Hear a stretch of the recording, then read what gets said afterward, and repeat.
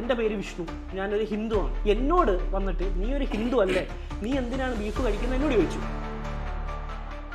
ഇത് കേട്ടിട്ട് നമ്മുടെ നാട്ടിൽ പോലും പക്കാ വർഗീയത മനസ്സിലാത്തുള്ള ആൾക്കാരാണ്.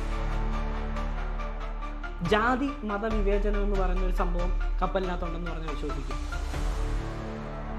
നമ്മൾ ഇതിന്റെ ഇടയിൽ പോർക്ക് ഉണ്ടാക്കിയാലും ബീഫ് ഉണ്ടാക്കിയാലും പ്രശ്നമാണ് ആൾക്കാർ. അവിടെയും കപ്പലിന്റെ പ്രശ്നം. കേരള സ്റ്റോറി സംഭവം എന്ന് വെച്ചാൽ ഇപ്പൊ എല്ലാവരും അറിയാം.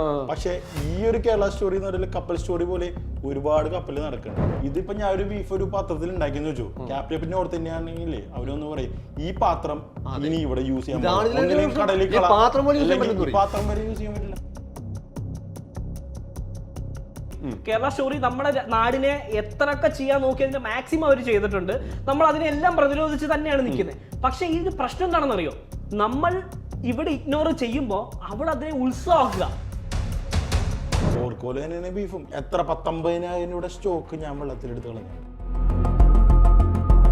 നെറ്റൊക്കെ സമയമില്ലേ, ആ ഒരു സമയത്താണ് ഞങ്ങൾ ഇപ്പൊ ജീവിക്കുന്നത്. അത് ഇപ്പോഴും നമുക്ക് കേബിൽ 1 KB per second ഇന്റർനെറ്റ് ഒക്കെയാണ് കിട്ടുന്നത്. കപ്പലിന്റെ നീളം കൂടുന്നതിനനുസരിച്ച് ഈ റോളിങ്ങിന്റെ എഫക്ട് കുറഞ്ഞു വരും. പക്ഷെ അതിനുശേഷം ഞാൻ ചെറിയ കപ്പലുകൾ ചെയ്തു. ഒരു ദിവസം കടല് ചെറിയ രീതിയിലൊന്ന് കുലുങ്ങിയാൽ തന്നെ ഈ കപ്പൽ ഇതിന്റെ കൂടി ഇങ്ങനെ ഓടി കളിക്കും. ഞാൻ റൊമാനിയയിലേക്ക് പോകുന്ന വഴിക്കാണ് ഈ ബേ ഓഫ് ബിസ്കറ്റ് ക്രോസ് ചെയ്തത്. അത് ഭയങ്കര ഡേഞ്ചറസ് ആയിട്ടുള്ള സ്ഥലമാണ്. ലാഡേഴ്സ് ഒക്കെ കയറുന്ന ലാഡറുകളൊക്കെ അടിച്ച് വളഞ്ഞു പോയി കടലിൽ ഉള്ളിൽ കയറിയിട്ട്. പക്ഷെ ഇപ്പൊ നീങ്ങുന്നില്ല. നമുക്ക് നേരത്തെ നോട്ടിഫിക്കേഷൻസ് കിട്ടും. അപ്പൊ അതനുസരിച്ച് നമ്മൾ ബിഹേവ് ചെയ്തില്ലെങ്കിൽ ആള് മരിച്ചു പോകാനുള്ള ചാൻസ് വരെ ഭയങ്കര ഹൈ ആണ്. കൽക്കരി ലോഡ് ചെയ്ത കപ്പല് നല്ല രീതിയിലുള്ള റോളിങ്ങില് കൽക്കരി എല്ലാം ഒരു സൈഡിലേക്ക് വന്നു. കപ്പൽ ഒരു സൈഡിലേക്ക് ചരിഞ്ഞ് അതിന്റെ നിയന്ത്രണം നഷ്ടപ്പെട്ടു. 3 മിനിറ്റാണ് ടൈം മൊത്തം എടുത്ത്. 3 മിനിറ്റ് കൊണ്ട് കപ്പൽ മുങ്ങി കടലിനടിയിലേക്ക് താണു.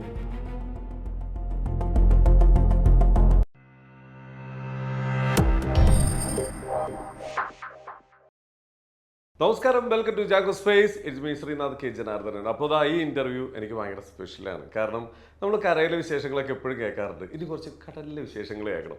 കടലിലെയും മാത്രമല്ല കേട്ടോ, കടലിലെയും കരയിലൊക്കെ ഉണ്ട്. പക്ഷേ കടലുമായി ബന്ധപ്പെട്ട വിശേഷങ്ങൾ നമ്മൾ അറിയണമെങ്കിൽ കടലുമായി ബന്ധപ്പെട്ട് ജോലി ചെയ്യുന്ന ആരെങ്കിലുമൊക്കെ നമ്മൾ ഇന്റർവ്യൂ ചെയ്യണം. നമ്മുടെ മുമ്പിൽ 3 പേര് ഇരിപ്പുണ്ട്. നിങ്ങൾക്ക് എല്ലാവർക്കും അറിയാം, സോഷ്യൽ മീഡിയയുടെയൊക്കെ എല്ലാവർക്കും കടലിലെ വിശേഷങ്ങളൊക്കെ പങ്കുവെക്കുന്ന 3 പേരാണ്. നമ്മുടെ സ്വന്തം ബിച്ചു ദ സൈലർ, വിഷ്ണു കുളങ്ങര, അതേപോലെ തന്നെ നമ്മുടെ സീമാൻ, നമസ്കാരം, വിപിൻ ബേബി. അതേപോലെ തന്നെ ഒരുപാട് വിവാദപരമായിട്ടുള്ള റീലുകളുമായിട്ടൊക്കെ ഇടയ്ക്ക് ഇങ്ങനെ വരുന്ന നമ്മളെല്ലാവരും ഞെട്ടിക്കാറുള്ള നമ്മുടെ സ്വന്തം വിഷ്ണു ബ്രോ, കടൽ ജീവി. നമസ്കാരം, വെൽക്കം ടു അവർ ഷോ. എല്ലാവരും എന്താണ്, ഹാപ്പി ആണല്ലോ? നിങ്ങൾ 3 പേരും കരയിൽ ഒരുമിച്ച് തന്നെയാണോ വന്നു പെടാറ്? ആദ്യമായിട്ടാണ് 3 പേര് സംഗമിക്കുന്നത്. വല്ലപ്പോഴും ഈ കടലിലാണ് കോണ്ടാക്ടുകളൊക്കെ ഉണ്ടാവാറുണ്ട്. നമ്മൾ ഈ കോണ്ടാക്ട് ചെയ്യും വാട്സാപ്പിൽ. ഞങ്ങൾ അത്യാവശ്യം കാര്യങ്ങളൊക്കെ ഡിസ്കസ് ചെയ്യുകയൊക്കെ ചെയ്യും. പക്ഷെ കരയിൽ ഞങ്ങൾ ഒരുമിച്ച് കൂടാനായിട്ട് പറ്റും. പക്ഷെ കപ്പലിൽ ഒരുമിച്ച് ഞങ്ങൾക്ക് വർക്ക് ചെയ്യാന്ന് പറഞ്ഞാൽ ഒരു 100% മാത്രം ഞങ്ങൾക്ക് കുറവായിരിക്കും. ഓക്കെ, ഈ നമ്മൾ ഇപ്പൊ പറയില്ലേ, ഈ ബസ്സുകാർ അങ്ങോട്ട് വിടുമ്പോൾ ഡ്രൈവർമാരുടെ ഒക്കെ തലമുറത്തിട്ട് സംസാരിക്കുന്ന പോലെ എപ്പോഴെങ്കിലും നിങ്ങൾ വർക്ക് ചെയ്യുന്ന ഷിപ്പ് അങ്ങോട്ടും ഇവിടെയൊക്കെ പോയിട്ടുണ്ടോ? ഭാഗ്യം കിട്ടിയിട്ടില്ല. ഞങ്ങൾ ഒരു കമ്പനിയിലാണ്, പക്ഷെ ഇപ്പോഴായിട്ടുള്ളൂ. പക്ഷെ ഇതുവരെ അങ്ങനത്തെ ഒരു ചാൻസ് കിട്ടിയിട്ടില്ല. എന്റെ ബ്രദർ 2 പേരും കപ്പലില്ല. അവര് 2 പേരും കണ്ടെയ്നർ കപ്പലിലാണ് ജോലി ചെയ്യുന്നത്. അപ്പൊ ഒരാള് കണ്ടെയ്നർ കപ്പലിൽ പോട്ട് നിൽക്കുന്ന അതേ സമയത്ത് മറ്റവൻ അടുത്ത ആങ്കറിൽ പുറത്തു വന്ന് കിടന്നു. അപ്പൊ ഇവർ 2 പേരും കസിൻസ് ആണ്. ഇപ്പൊ ഇവര് ഭയങ്കര ആഗ്രഹിച്ചു ഇത് കാണും, തമ്മിൽ കണ്ടുവിട്ടു എന്നൊക്കെ. പക്ഷെ എന്താ സംഭവിച്ചെന്ന് വെച്ചാല് ഈ കപ്പൽ എടുത്തപ്പോ ആ കപ്പൽ അകത്തോട്ട് കയറി. 2 പേരും ദൂരെ ഇങ്ങനെ കൈ കാണിച്ചു. അതൊരു ഭയങ്കര സംഭവമായിരുന്നു യൂറോപ്പിൽ വെച്ചിട്ട്. അല്ലാണ്ട് അങ്ങനെ കാണാം. ബൈ ചാൻസ് ശരിക്കും അത് വലിയൊരു മൊമെന്റ് അല്ലേ? നമ്മള് അത്ര കസിൻസ് ഒന്നും ഇല്ലെങ്കിലും ഓക്കെ, ദൂരെ വിട്ട് നമ്മളൊരു നാട്ടുകാരെ കണ്ടുമുട്ടുക തന്നെ ഭയങ്കര സന്തോഷമുള്ള ഒരു കാര്യമാണ്. അടിപൊളി. ഇപ്പൊ ഏത് ഷിപ്പിലാണ് വർക്ക് ചെയ്യുന്നത്? ഞാൻ ബൾഗേറിയല്ല. ഇതുപോലത്തെ ഒരു ഇൻസിഡന്റ് എനിക്കുണ്ടായിരുന്നു ചേട്ടന് പറഞ്ഞ പോലെ തന്നെ. ഞാനിതുപോലെ സൗദിയിൽ അറാംകോയിൽ വർക്ക് ചെയ്യുന്നപ്പോൾ ഹലൂൽ എന്ന് പറഞ്ഞ ഷിപ്പില് ആട്ട തീർന്നു പോയി, ചപ്പാത്തി ഉണ്ടാക്കുന്ന ആട്ട. എന്താ ക്യാപ്റ്റനോട് ഞാൻ പറഞ്ഞു, ക്യാപ്റ്റൻ പറഞ്ഞു അപ്പുറത്തെ കപ്പലിൽ കടം ചോദിക്കി. അങ്ങനെയൊക്കെ അങ്ങനെയൊക്കെ ചെറിയ സംഭവം വരാറുണ്ട്. അപ്പൊ നമ്മ ആട്ട ചോദിച്ചാല് അവര് നമുക്ക് പഞ്ചസാര തരും. ഏത് നമ്മ അവർക്ക് പഞ്ചസാര കൊടുക്കണം. അങ്ങനത്തെ ഒരു സംഭവമൊക്കെയാണ്. അപ്പൊ ഞാൻ ഇങ്ങനെ നടക്കാണ് പോർട്ടില്. അപ്പൊ നോക്കി ചെറിയ മറ്റേ DPS ആണ്. അപ്പൊ ഞാൻ അകത്ത് കയറിയിട്ട് ചീഫ് കുക്കേ എന്ന് പറയുന്നത് വലിച്ചു പോയാണ്. അപ്പൊ നോക്കിയപ്പോഴേ എന്റെ കൂടെ വർക്ക് ചെയ്ത GP പഠിച്ചവൻ GS ആയിട്ട് അവിടെ ക്ലീൻ ചെയ്യണം. അപ്പൊ അവൻ എന്നെ കണ്ടപ്പില്ലേ എടാ നീയാ, ഞാൻ പറയാം എടാ നീ GP എടുത്ത് നീ GS ആയിട്ട്, ഞാൻ ഇതൊക്കെ തന്നെ ചാൻസ് കിട്ടിയുള്ളൂ അതുകൊണ്ട് ഇങ്ങനെ വർക്ക് ചെയ്യണേ. അതൊക്കെ ഒരു 10 കൊല്ലം മുമ്പ് വേണ്ട. അങ്ങനെ കുറെ പേരെ ഞാൻ പരിചയപ്പെട്ടിട്ടുണ്ട്. പക്ഷേ ഇത് പറയുമ്പം ഈ ഇതിനെപ്പറ്റി അറിയാത്ത ആൾക്കാർ ഉടനെ പറയാൻ പോകുന്നത് എന്താണെന്ന് വെച്ചാൽ വെറുതെ പറഞ്ഞാൽ ഇങ്ങനെ ഒരു സംഭവമില്ല. ശരിക്കും പറഞ്ഞാൽ ഇത് നടക്കുന്ന എവിടെയാണെന്നറിയോ? ഓഫ് ഷോർ പോലെ സംഭവങ്ങൾ, ഇറാൻ ഇറാഖ് പോലുള്ള സ്ഥലങ്ങളിൽ നമ്മുടെ ഒരുപാട് വലിയ കപ്പൽ എന്ന് പറയാൻ പറ്റില്ല, ഓഫ് ഷോർ ചെറിയ ചെറിയ വെസലുകൾ ഇങ്ങനെ നിരത്തിയിട്ടുണ്ടാവും.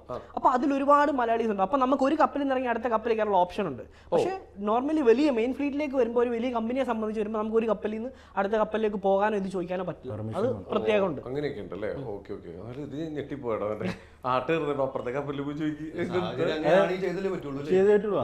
ഞാൻ കേട്ടെ ഇപ്പൊ GS എന്നൊക്കെ പറഞ്ഞില്ലേ, നിങ്ങൾ അങ്ങോട്ട് കിടക്കെ പറയും, ഇത് എനിക്കറിയാൻ പാടില്ല. GS എന്ന് വെച്ചാൽ എന്റെ താഴെ വർക്ക് ചെയ്യണ അസിസ്റ്റന്റ്, അതാണ് GS എന്ന് പറഞ്ഞത്. അപ്പൊ എല്ലാരും പരിചയപ്പെടുത്തിയത് സെക്കൻഡ് എഞ്ചിന്. അപ്പൊ ഒന്ന് പരിചയപ്പെടുത്തി. എന്റെ പേര് ബിബിൻ എന്നാണ്. ഞാൻ സെക്കൻഡ് എഞ്ചിനീയർ ആയിട്ട് വർക്ക് ചെയ്യുന്നത്. 10 വർഷമായിട്ട് ഈ ഫീൽഡാണ് വർക്ക് ചെയ്യുന്നത്. Okay okay. അപ്പോൾ ബേസിക്കലി എഞ്ചിന്റെ റിപ്പയറും മെയിൻ്റെനൻസും ഒക്കെയാണ് നമ്മളുടെ മെയിൻ പണി എന്ന് പറയുന്നത്. പക്ഷെ ചീഫ് എഞ്ചിനീയർ എന്ന് പറഞ്ഞാല് പുള്ളിക്കാരൻ ഇങ്ങനെ നിന്ന് കമാൻഡ് ചെയ്യുള്ളൂ, ലൈക്ക് ക്യാപ്റ്റൻ. പക്ഷെ അണ്ടർലി ഫീൽഡിൽ ഇറങ്ങി ഫുട്ബോൾ കളിക്കേണ്ടത് പുള്ളിയാണ്. നമ്മൾ മാത്രം ഇത് സത്യമായ ടീം വർക്കാണ്. നമ്മൾ ഒരാളെ വെച്ച് നമുക്കൊന്നും ചെയ്യാൻ പറ്റില്ല. ഇപ്പൊ കപ്പലില് സെക്കൻഡ് എഞ്ചിനീയർ ആണ് വലുത് അല്ലെങ്കിൽ ചീഫ് എഞ്ചിനീയർ ആണ് വലുത്, ഇതൊക്കെ നമുക്ക് പറയാൻ കൊള്ളാം. പക്ഷേ ആസ്പെർ ഇതിന്റെ സംഭവം എന്ന് പറഞ്ഞാൽ വർക്ക് ചെയ്യുമ്പോൾ എല്ലാവരും വർക്ക് ചെയ്യണം. അതിൽ എല്ലാവരും ഇമ്പോർട്ടന്റ് ആണ്. ഒരാൾ മിസ്റ്റേക്ക് ചെയ്ത് കഴിഞ്ഞാൽ ബാക്കിയുള്ളവർ ഭയങ്കര പ്രശ്നങ്ങൾ വരും. അപ്പൊ ഇത് എല്ലാവരും ഭയങ്കര ഇമ്പോർട്ടന്റ് ആയിട്ടുള്ള സംഭവങ്ങളാണ്. ഒരു ടീം വർക്കാണ് സത്യം പറഞ്ഞാൽ. ഒരു ടീമാണ് ഇമ്പോർട്ടന്റ്. ഈ എപ്പോഴും ഈ സിനിമയിലൊക്കെ കാണിക്കുമ്പോ നമുക്ക് കപ്പലുമായിട്ടുള്ള ബന്ധം എന്ന് പറഞ്ഞ സിനിമകളാണ്. ഈ എഞ്ചിൻ റൂമിലേക്ക് പോകുമ്പോൾ അവിടെ കാണുന്നത് ഭയങ്കര മാരകമായിട്ട് പണിയെടുക്കുന്ന മേത്തൊക്കെ ഗ്രീസായ കുറെ ആളുകളെയാണ് എപ്പോഴും എഞ്ചിൻ റൂം കാണിക്കുമ്പോൾ അങ്ങനെ കാണിക്കുന്നത്. അങ്ങനെയാണോ ആക്ച്വലി? പണ്ടത്തെ ഒരു അവസ്ഥ അങ്ങനെയായിരുന്നു. ഈ കൽക്കരി ഷിപ്പും ഇതൊക്കെ ആ ഷിപ്പുകളൊക്കെ ഭയങ്കര മോശമായ അവസ്ഥയും. പക്ഷെ ഇപ്പൊ അങ്ങനെയല്ല, ഇപ്പൊ ഒരുപാട് മാറിയിട്ടുണ്ട്. പക്ഷെ എന്നിരുന്നാലും ഓൾമോസ്റ്റ് ഒക്കെ അങ്ങനെയാണ്. അതിന്റെ കുറച്ചും കൂടി ഒരു നല്ല ബെറ്റർ വേർഷനിലേക്ക് മാറി എന്ന് നമുക്ക് പറയാൻ പറ്റുള്ളൂ. എന്നാൽ ഒരുപാട് മാറ്റമൊന്നുമില്ല. ഈ ഭയങ്കര ചൂടും അതൊക്കെ തന്നെ ഇപ്പോഴും ഉണ്ട്. അത് നമുക്ക് കുറയ്ക്കാൻ പറ്റില്ല. കാരണം ഇത്രയും വലിയൊരു എഞ്ചിനാണ് പ്രവർത്തിക്കുന്നത്. അപ്പോൾ അതിൻ്റെതായ പ്രശ്നങ്ങളൊക്കെ ഉണ്ടാവും. ഈ ഷിപ്പിന് എത്ര എഞ്ചിൻ ഉണ്ട്? നോർമലി നമുക്ക് ഒരു ഒറ്റ മെയിൻ എഞ്ചിനാണ് ഉണ്ടാവുന്നത്. ചില കപ്പലുകളിൽ ഞാനിപ്പം ലാസ്റ്റ് വർക്ക് ചെയ്ത ഷിപ്പിൽ 4 മെയിൻ എഞ്ചിനാണ്. അപ്പോൾ ഒന്നുള്ളതും ഉണ്ട്, 4 ഉണ്ട്, 2 ഉള്ളതും ഉണ്ട്. അപ്പൊ ബേസിക്കലി എല്ലാ ഷിപ്പുകളിലും ഒരു എഞ്ചിനാണ്, വലിയൊരു 2 സ്ട്രോക്ക് എഞ്ചിനായിരിക്കും ഉണ്ടാകുന്നത്. അതൊരു ബിൽഡിങ്ങിന്റെ ഒക്കെ സൈസ് വരും. ഈ ബിൽഡിങ്ങിന്റെ ഒക്കെ സൈസ് ഉണ്ടാവും. അത്ര വലിയൊരു എഞ്ചിനാണ് നമുക്ക് ഉണ്ടാവുന്നത് സത്യം പറഞ്ഞാല്. അപ്പൊ അതിന്റെ മെയിൻ്റെനൻസ് ആണ് നമ്മുടെ മെയിൻ ജോലി എന്ന് പറഞ്ഞാൽ. ആകപ്പാടെ ഇതിൽ മൊത്തത്തിൽ 25 പേരാണ് ഡെക്കിൽ മൊത്തത്തിൽ ഈ ഷിപ്പിൽ ഉണ്ടാവുള്ളൂ. അതിൽ എഞ്ചിനിൽ ആകെ 10 പേരാണ് ഉണ്ടാവുന്നത്. 4-5 എഞ്ചിനീയേഴ്സും ബാക്കി റേറ്റിംഗ്സ് എന്ന് പറഞ്ഞ ഹെൽപ്പ് ചെയ്യുന്ന സ്റ്റാഫ് എല്ലാം കൂടി കൂടിയിട്ട്. അപ്പൊ ഇവരാണ് സത്യം പറഞ്ഞാൽ ഇത് റൺ ചെയ്യുന്നത്. അപ്പോൾ അതിൻ്റെതായ ബുദ്ധിമുട്ട് എല്ലാവർക്കും ഉണ്ട് സത്യം പറഞ്ഞാൽ. ഓക്കെ, അടിപൊളി. അതുപോലെ ഞാൻ റേറ്റിംഗ്സ് ആണ്, അതായത് കപ്പലിൽ നമുക്ക് ക്രൂ ഡിപ്പാർട്ട്മെന്റ് ഉണ്ട്, എഞ്ചിനീയറിംഗ് ഡിപ്പാർട്ട്മെന്റ് ഉണ്ട്, ഓഫീസേഴ്സ് ഉണ്ട്, അതേപോലെ ഗാലി ചീഫ് കുക്ക് ആ ഒരു ഡിപ്പാർട്ട്മെന്റ്. അതിൽ റേറ്റിംഗ്സ് എന്ന് പറഞ്ഞു കഴിഞ്ഞാൽ നമുക്ക് ക്രൂ എന്ന് പറഞ്ഞു കഴിഞ്ഞാൽ നമ്മുടെ കപ്പലിന്റെ പുറത്ത് എന്ത് മെയിൻ്റനൻസ് ചെയ്യുന്നത്, നാവിഗേഷനിൽ നമ്മൾ പാട്ടാണ്.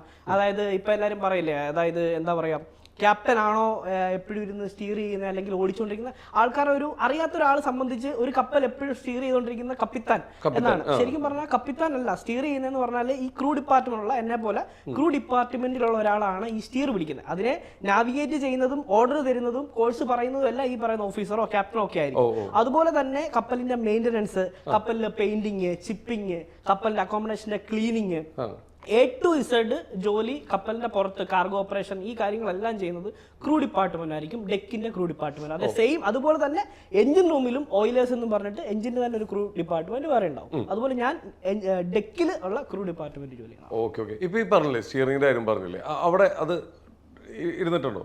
തീർച്ചയായും. ഞങ്ങൾക്ക് എങ്ങനെയാണെന്ന് ചോദിച്ചു കഴിഞ്ഞാൽ 4 മണിക്കൂർ രാത്രി ബ്രിഡ്ജ് എന്ന് വെച്ചാൽ കപ്പലിന്റെ നാവിഗേഷൻ ബ്രിഡ്ജിൽ 4 മണിക്കൂർ ഡ്യൂട്ടി ഉണ്ടാവും. അതായത് ലൂക്കൗട്ട് ബൈനോക്കുലർ വെച്ചിട്ട് നമ്മൾ മുന്നിലുള്ള നമ്മൾ ഒബ്ജക്റ്റിനെ തിരിച്ചറിയണം, അതുപോലെ എന്തെങ്കിലും കാര്യങ്ങളുണ്ടോ, നാവിഗേഷൻ, ഈ സംഭവങ്ങളെല്ലാം നോക്കണം. പ്ലസ് ഒരു 6 മണിക്കൂർ 7 മണിക്കൂർ നമുക്ക് ഈ പറഞ്ഞ പോലെ പെയിന്റിങ്ങും ജിപ്പിങ്ങും ക്ലീനിങ്ങും എല്ലാ കാര്യങ്ങളും ചെയ്യേണ്ടി വരും. ഈ കപ്പലിൽ സ്റ്റീർ ചെയ്യുന്ന എപ്പോഴാണെന്ന് ചോദിച്ചു കഴിഞ്ഞാൽ ഇത് കപ്പൽ ഒന്നെങ്കിൽ എന്തെങ്കിലും ട്രാഫിക് ഉള്ള സമയത്ത്, കപ്പലിൽ എന്തെങ്കിലും ഒരു ഡൈവേർട്ട് ചെയ്യേണ്ട ഒരു സിറ്റുവേഷൻ വന്നാൽ, അതുപോലെ കപ്പൽ കരക്കടുപ്പിക്കുന്ന സമയത്ത് മാത്രമാണ് നമ്മൾ സ്റ്റീർ ചെയ്യുന്നത്. അല്ലാത്ത സമയത്ത് നമ്മൾ ഈ ഫ്ലൈറ്റിന്റെ കാര്യമൊക്കെ പറയുന്ന പോലെ ഓട്ടോ പൈലറ്റ് ആണ്. ഓട്ടോമാറ്റിക്കലി നമ്മളെ കോഴ്സ് പിന്നെ ഓട്ടോ ചെയ്ത് പോകണം. അപ്പോൾ ആ ഒരു ലൈനിൽ കൂടെ തന്നെ കപ്പൽ യാത്ര ചെയ്ത് പോകും. നമ്മൾ അത് നോക്കിക്കൊണ്ടിരിക്കണം. അതായത് മുന്നിൽ എന്തെങ്കിലും ഒബ്ജക്റ്റ് ഉണ്ടോ, കപ്പൽ ഡൈവേർട്ട് ചെയ്യേണ്ട ആവശ്യമുണ്ടോ, ഉണ്ടെങ്കിൽ മാത്രമേ നമ്മൾ ഓട്ടോ പൈലറ്റ് എന്നുള്ള സാധനം മാനുവലാക്കി സ്റ്റീർ പിടിക്കും. ഓക്കെ. ഈ കാലാവസ്ഥാ വ്യതിയാനങ്ങൾ വരൂലേ, അപ്പോൾ ഈ ഭയങ്കരമായിട്ട് ഇതെല്ലാം വരുന്ന ടൈമിൽ ഇപ്പൊ ഈ ഓട്ടോയിൽ ഇടുന്ന ഷിപ്പ് നിയന്ത്രണം മാറിപ്പോവാൻ സാധ്യതയില്ലേ? അത് നല്ലൊരു ചോദ്യമാണ്.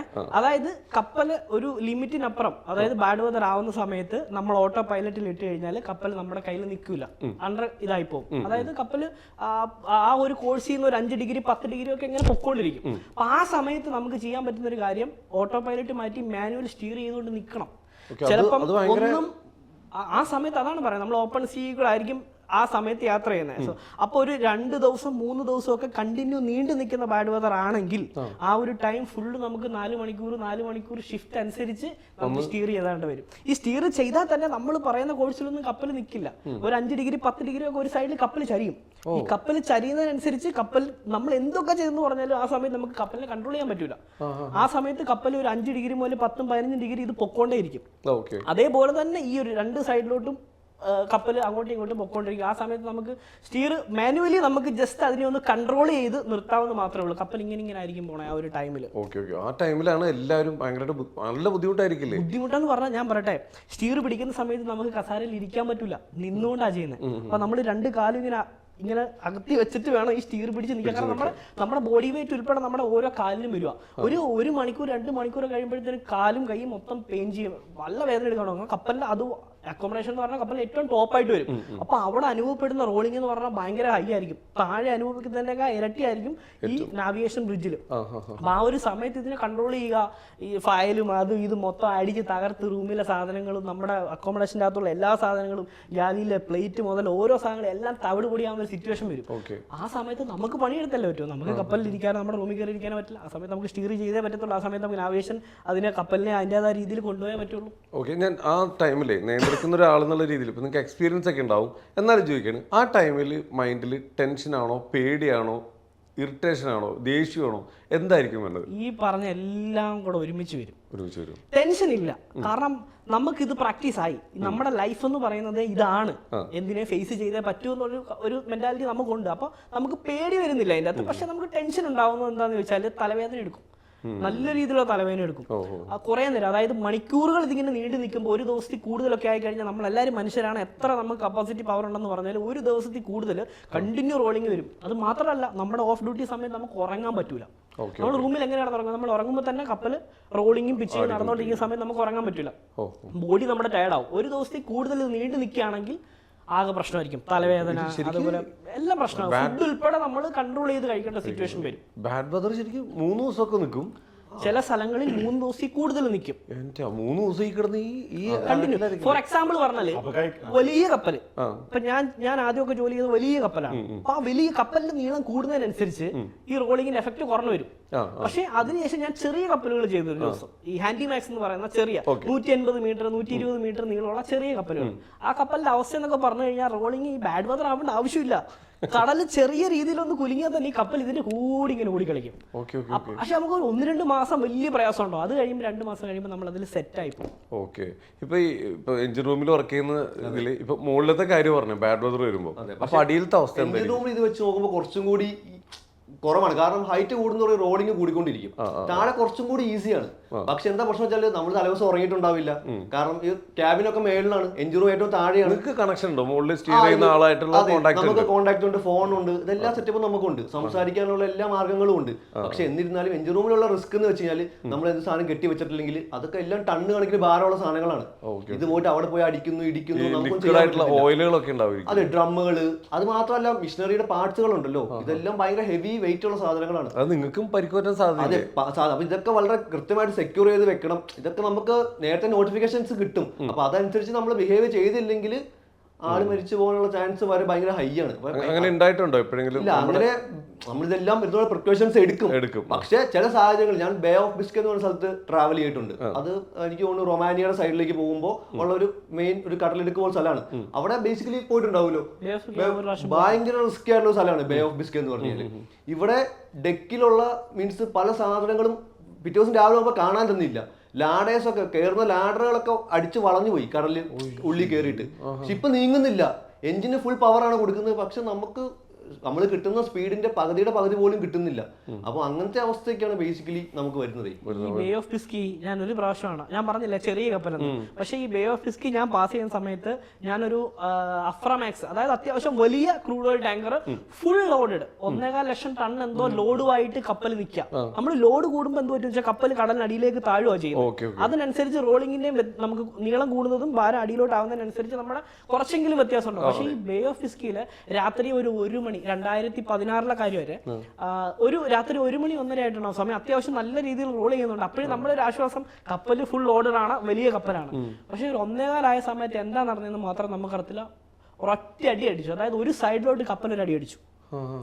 ബെഡി കിടന്ന് നമ്മൾ തെറിച്ച് താഴെ വീണു. ഇത് മാത്രം നമുക്കറിയാം. ഞാൻ അവിടെ നിന്ന് ഓടി താഴെ ഇറങ്ങി. ഞാൻ എൻ്റെ വീഡിയോ ചെയ്ത ഫസ്റ്റ് സ്റ്റാർട്ടിങ്ങിൽ ടിക്ടോക്ക് ഉള്ള സമയം മുതൽ ആ വീഡിയോ ഇപ്പോഴും കാണുന്നുണ്ട്, വെറുതെ പറയുന്നതല്ല. അതിൽ ഞാൻ എടുത്ത വീഡിയോ അതുപോലെ കിടപ്പുണ്ട്. നമ്മുടെ താഴെ മെസ് റൂമില് ഫ്രിഡ്ജിൻ്റെ അകത്തൊരു സാധനം ബാക്കിയില്ല. ഒറ്റ അടിക്ക് ഫ്രിഡ്ജ് തുറന്ന് അതിൻ്റെ സാധനങ്ങൾ മൊത്തം പോയി. 4 കാലുള്ള കസേര മറിയണമെങ്കിൽ എന്തായിരിക്കും അവസ്ഥ? ഒരു ചെയർ പോലും ഇരിക്കുന്നില്ല. ആ 4 കാലുള്ള ചെയർ മറിഞ്ഞു കിടക്കുന്നു. ഫ്രിഡ്ജിൻ്റെ അകത്ത് സാധനങ്ങൾ മൊത്തം പുറകിൽ. ഗ്യാലിയുടെ കാര്യം പിന്നെ പറഞ്ഞാൽ പ്ലേറ്റിൽ ഉൾപ്പെടെ, കാരണം അപ്രതീക്ഷിതമായിട്ട് നമുക്ക് പ്രതീക്ഷിക്കാതെ കിട്ടിയൊരു അടിയായിരുന്നു ആ അടി. അത് ലൈവിൽ മറക്കാൻ പറ്റാത്ത. ഞാൻ എന്ന് പറയുന്ന ഒരു സംഭവം അങ്ങനെയാണത്.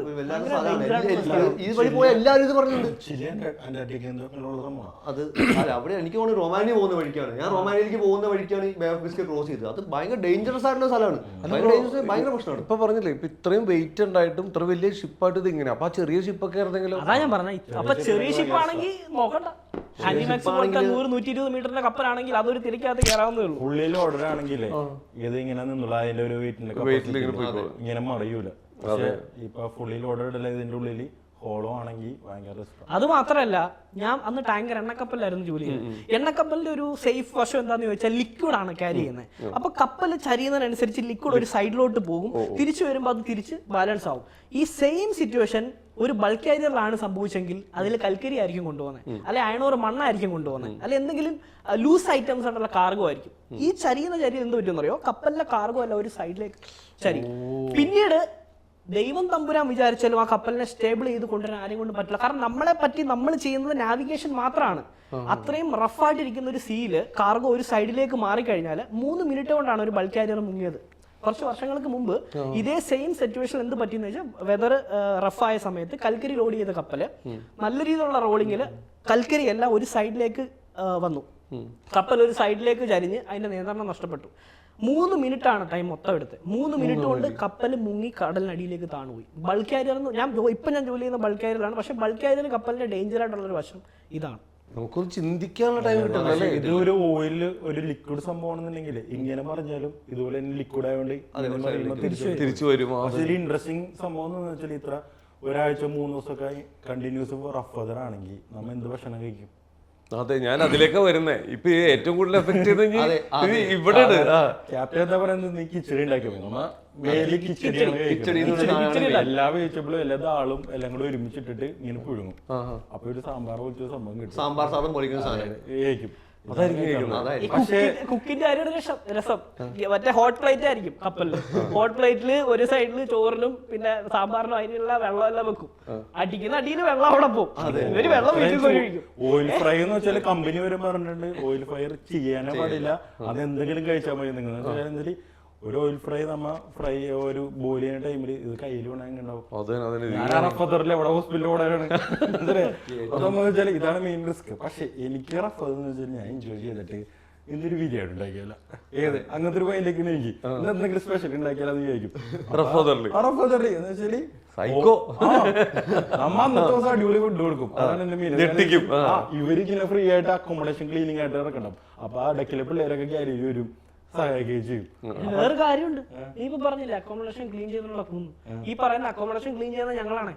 കാരണം ഈ ബാഡ് വേറെ സമയത്ത് നമുക്ക് അക്കോമഡേഷൻ പുറത്തു പോകാൻ പറ്റില്ല. നമ്മുടെ റൂട്ട് എന്തായിരിക്കും എന്ന് വെച്ചാൽ ഉള്ളില് ആൾക്കാട്ട് ക്ലീൻ ചെയ്യുക, ഗാലി ക്ലീൻ, ബസ് റൂം ക്ലീൻ ചെയ്യുക, ഇതൊക്കെ ആയിരിക്കും അകത്തെ പണിയായിരിക്കും. പക്ഷെ ഒരു 2 മണിക്കൂർ കഴിയുമ്പോഴത്തേന് പിരാന്ത് പിടിക്കും. അപ്പൊ നമുക്ക് ആലോചിക്കും പുറത്ത് ഫ്രഷ് എയർ കിട്ടി പണിയെടുക്കുന്നതും ഉള്ളിൽ പണിയെടുക്കുന്നതും വലിയ വ്യത്യാസം നമ്മളിവിടെ പറ്റൂല. ഒരു ഹാഫ് ഡേ ആകുമ്പോ തന്നെ നമ്മള് തല ഇറങ്ങി അപ്പൊ ഞങ്ങളുടെ ബുദ്ധിമുട്ട് കളിച്ചു ആകാശം കാണാൻ പോലും ഇല്ല.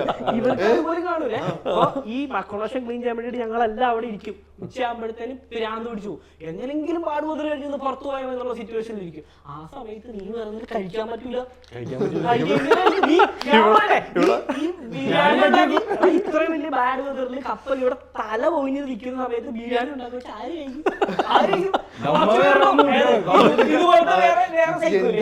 അവര് കഴിക്കും. നമുക്കും കഴിക്കണമല്ലോ. ഞാൻ ഉണ്ടാക്കണെന്ന് വെച്ചാൽ ഇവർക്ക് വേണ്ടി മാത്രം കഴിക്കാനല്ല, നമ്മൾ എല്ലാവർക്കും ഒരു ഫാമിലി പോലെ ഇരുന്ന് കഴിക്കാനാണ്. അപ്പൊ ബാഡ് വെതർ ആയാലും ക്യാപ്റ്റൻ വരെ പറഞ്ഞിട്ടുണ്ട് നീ എന്തിനാ ഇത്രയും കാര്യങ്ങളൊക്കെ ഉണ്ടാക്കി വെക്കുന്നത്, വല്ല കിച്ചണിൽ ഉണ്ടാക്കി വരും. കിച്ചടി എനിക്ക് ഇഷ്ടമല്ല സാറേ, എനിക്ക് ഇഷ്ടമുള്ള പേഴ്സണൽ കിച്ചടി. അവിടെ ഞാൻ സാധാരണ എന്തുണ്ടാക്കാൻ പറ്റും, ഓവനിലായാലും എന്തായാലും ഉണ്ടാക്കി അമ്മ പിള്ളേർക്ക് കൊടുക്കും. ഇപ്പൊ ഈ പ്ലേറ്റ് സാധനങ്ങളൊക്കെ വീട് പൊട്ടുന്ന അങ്ങനത്തെ അവസ്ഥയിലൊക്കെ ഉണ്ടാവാറില്ലേ? പക്ഷെ അതിക്ക് മുമ്പ് പ്രിക്കോഷൻ ചീഫ് ഓഫീസർ ആയാലും ലക്കിന്ന് വിളിച്ച് പറയും ബാഡ് വെതർ ആണ്, അപ്പൊ രാത്രി കിടക്കുന്ന ഉറങ്ങണേക്കാൾ മുമ്പ് നീ സെക്യൂർ ചെയ്ത് വെച്ചോളാൻ പറയും. അതുപോലെ നമ്മൾ ഇങ്ങനെ കുറെ കണക്ട് ചെയ്യുന്ന സംഭവം ലിമിറ്റ് ഉണ്ട്. ലിമിറ്റ് ഉണ്ട്. ഈ ബേ ഓഫ് ബിസ്കി എക്സാമ്പിൾ ഞാൻ പറഞ്ഞ ഇപ്പം മീൻ പറഞ്ഞ പോലെ നമുക്ക് ബാഡ് വെതർ വരികയാണെങ്കിൽ അതിന് രണ്ടോ ദിവസം മുമ്പ് നമുക്ക് റിപ്പോർട്ട് കിട്ടും. അതനുസരിച്ച് ഡെക്കിൽ നമ്മൾ ലൂസ് ഐറ്റംസ് മൊത്തം കെട്ടി ലാഷ് ചെയ്ത് വെക്കും. ഇവര് ഗാലി ഡിപ്പാർട്ട്മെന്റ് എല്ലാ കാര്യങ്ങളും ഇവരുടെ പ്ലേറ്റ് ആയാലും പാത്രങ്ങളായാലും എല്ലാം സേഫ് ആയിട്ട് സെക്യൂർ ചെയ്ത് വെക്കും. എഞ്ചിൻ റൂമിലുള്ള എല്ലാ ഈ പറയുന്ന പോലെ എല്ലാ മെഷീനറി സാധനങ്ങളും ഇവര് ലാഷ് ചെയ്ത് ടൈറ്റ് ചെയ്ത് വെക്കും. പക്ഷെ ഈ ബേ ഓഫ് ബിസ്കിൽ ഇപ്പൊ പറഞ്ഞ പോലെ അല്ലെങ്കിൽ ഞാൻ ആ അന്ന് എനിക്ക് കിട്ടിയ ഒരു അടിപൊളി ഒരു അടി അടിച്ചു കഴിഞ്ഞാല് ഇതൊക്കെ വെറുതെ ഇതുപോലെ ലാഷ് ചെയ്ത് വെച്ചിട്ടുണ്ട്. നമ്മള് 5-6 ഡ്രം ഇരിക്കുന്നുണ്ടായിരുന്നു. ഈ സാധനം തന്നെ കെട്ടൊക്കെ പൊട്ടി ഭാഗത്തിന് കടലിൽ പോയില്ല. നമുക്ക് ഓടാൻ പറ്റില്ല, കാരണം അതിന്റെ അടുത്ത് പോയി കഴിഞ്ഞാൽ അത് നമ്മൾ ഇടിച്ചു കഴിഞ്ഞാൽ നമ്മളൊക്കെ 200 ലിറ്ററിന്റെ ഡ്രം ഓയിലാണ്. ഈ സാധനം നമ്മൾ ലാഷ് ചെയ്ത് വെക്കുന്നത് പരിചയം ഉണ്ടല്ലോ, നമ്മൾ കെട്ടിവെക്കും, നമ്മൾ സ്ട്രോങ് ആയിട്ട് കെട്ടിവെക്കും. നോർമലി നമ്മളിത് വരുന്നില്ലല്ലോ, എപ്പോഴും ഒരു പ്രശ്നം വരുന്നില്ല. ബേ ഓഫ് ബിസ്കിൽ പക്ഷെ ഞാൻ ചോദിക്കുന്ന എല്ലാവരും ഇത് തന്നെയാണ് പറയുന്നത്. ആരോട് എക്സ്പീരിയൻസ് ചോദിച്ചാലും നമ്മൾ വിചാരിക്കും ഇത് പറയുമ്പോഴേക്കും ഭയങ്കര തള്ളാന്നൊക്കെ ആൾക്കാർ വിചാരിക്കും. പക്ഷെ ഈ സംഭവം ആരോട് ചോദിച്ചാലും ആ സൈഡിൽ കൂടി പോയിട്ടുള്ള ആൾക്കാരൊക്കെ എപ്പോ നോക്കിയാലും ഇത് എക്സ്പീരിയൻസ് ആൾക്കാരായിരിക്കും.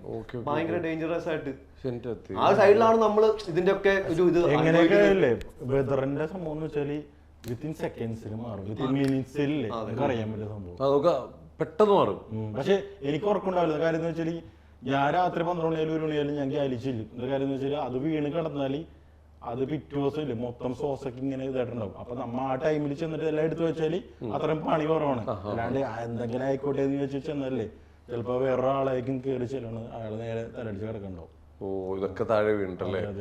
നമ്മ മാസത്തില് ഒരു 2-3 പാർട്ടി നടത്തും. അപ്പൊ കുറെ ഫുഡ് ഉണ്ടാക്കുക, ആൽക്കോളൊക്കെ ഉണ്ടെങ്കിലും സീറോ ആൽക്കോൾ പോളിസി ആണെങ്കിലും ക്യാബിനിൽ നിന്ന് അടിക്കുക, അങ്ങനത്തെ സന്തോഷം നടത്തണേ.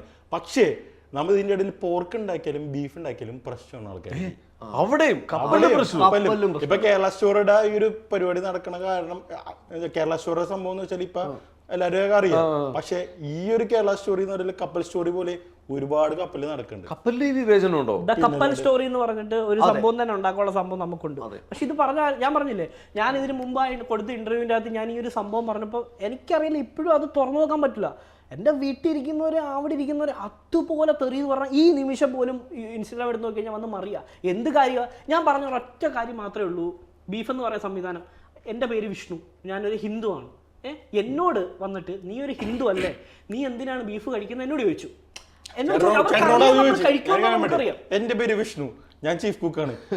വിഷ്ണു എന്ന് പറഞ്ഞാൽ ഞാൻ ബീഫ് ഉണ്ടാക്കിയിട്ട് മറ്റുള്ളവർക്ക് കൊടുക്കുന്നു, ഞാനും കഴിക്കുന്നു. ഇത് തന്നെയാണ് ഹിന്ദിക്കാരെ എന്നോട് ചോദിക്കണത്.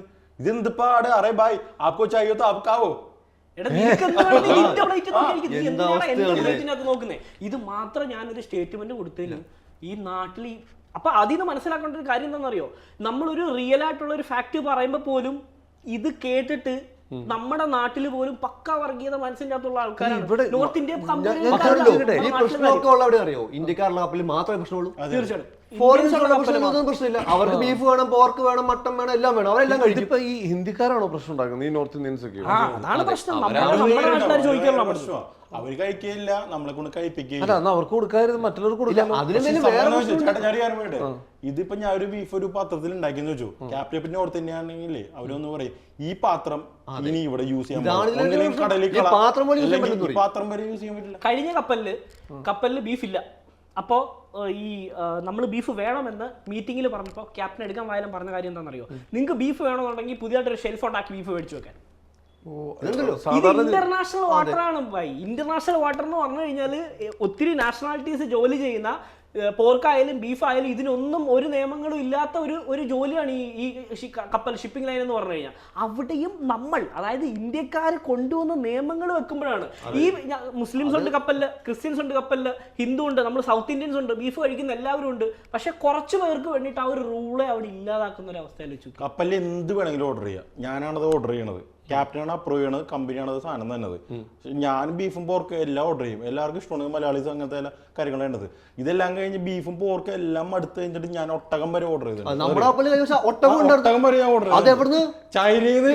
ചൈനയിൽ ആനയുടെ ഇറച്ചി വരെ വരാൻ പോയിട്ടുണ്ട്. കൊട്ടേഷൻ വന്നപ്പോ ഇറച്ചി, മുതലയുടെ ഇറച്ചി, കോരങ്ങന്റെ ഇറച്ചി എല്ലാം കൊട്ടേഷൻ വന്ന് ക്യാപ്റ്റനോട് ചോദിച്ചു ഇതൊക്കെ നമുക്ക് ഓർഡർ ചെയ്ത് നമുക്ക് അയച്ചിട്ടില്ല. പക്ഷേ ക്രൂവിന് എന്നുവെച്ചാൽ മറ്റുള്ള ഹിന്ദിക്കാർക്ക് അത് ഇഷ്ടാവൂല എന്ന് ചോദിച്ചിട്ട് അപ്പൊ ഞാൻ മലയാളത്തിനോ എല്ലാവരും ചോദിച്ചു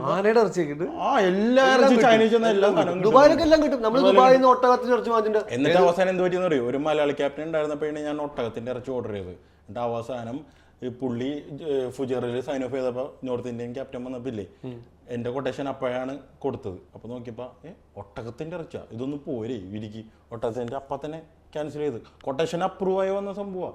നോർത്ത് ഇന്ത്യ വന്നുകൊണ്ട് മാത്രം തന്നെ ഒട്ടകത്തിന്റെ ഇറച്ചി എല്ലാരും ക്രൂ അത് കഴിക്കാൻ. ബീഫ് മാത്രല്ല ബീഫ് പോലത്തെ മീറ്റ് എല്ലാം പ്രശ്നമാണ് ഈ നോർത്ത് ഇന്ത്യൻസിന്.